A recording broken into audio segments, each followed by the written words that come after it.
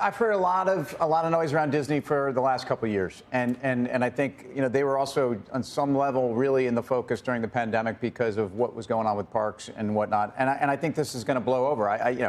No one wants to hear my politics on this anyway, so I'm just going to point out that I think this is a political issue, and I think there are plenty of people on both sides of the aisle that have a strong view. But it does sound like that the view is largely in favor of Disney on this one. Again, my politics don't matter. What I care more about is that the story around Disney was going to move this stock is really less in the way of streaming losses, an asset mix, maybe something strategic. Are they going to spin off ESPN? Blah, blah, blah. I mean, Bob Iger is the guy to handle the next strategic step for this company. And if you want to, again, get back to the politics here, Bob Chapek was the guy that really might have even started the politics. So, or at least was responding to the politics that were brought upon Disney, depending on how you look at this. So I'm going to choose not to be investing in Disney based upon the noise around this. I think it's got the best assets, certainly in the business. I think the diversified business model, the multiple here is not that attractive, but I am a shareholder.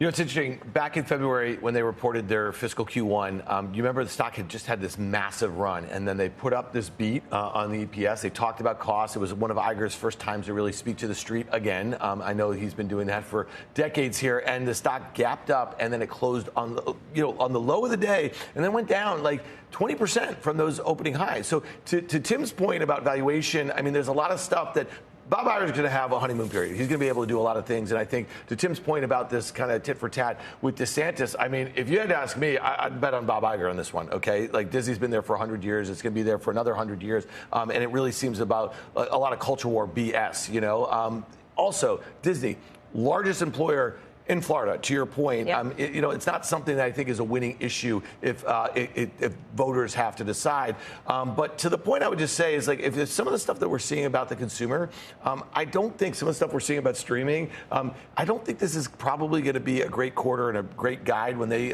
report in a couple weeks. And to me, the stock remains in a bit of a downtrend. If shareholders like Tim think it's a bit of expensive, when they just put up a great quarter last quarter and couldn't hold those gains, to me, it probably seems like there's room down towards 90. It was Disney employees that brought the political fight, that demanded that Disney get into the political fight, because Bob Chapek's initial response was to not wade into this potential morass. And then because of the outrage expressed by the employees, he said, we're going to put a statement out against this bill. And so this really speaks to, and not to be political, because this could be any political issue out there, if your constituents, whether they be your shareholders or your employees, demand that you take a social stand on something or a political stand on something, that can just invite risk to the company. And how do you weigh that? That's the era we're in now. I mean, we saw it initially with the U.S.-China tensions, more interventionist policies, economic policies that were driven not just by a political goal, but an economic goal, social goal. And now we're seeing that play out through the pandemic and now through ESG issues, not just at the national level, but here we are on the state level. And in the case of Florida, I mean, they were given a gift in that people migrated there in droves during the pandemic. They have low tax rates. They have good geography. They have all these things going for it that benefit Disney as well. But if Desantis wants to keep attracting companies to Florida, which is one of the top 5 states in the country for GDP contribution, he's got to be careful how he steps through this, because the last thing they want is a chilling effect. And one last thing I'd say on Disney specifically, you think about some of the benefits they get from the Reedy Creek area. Their ticket sales pre-COVID, just the ticket sales revenue for taxes was equal to the entire state's budget for elder care. And that is a big chunk of their budget. There's a few elderly folks down in Florida. Just a few. Who might care about that, for sure. Yeah, and I think this is going to blow over, which I think you use that term here, because ultimately I think this is what Desantis wants. Is it's in the news right now. We're talking about him. He's all over the news. He's in this bid for presidency.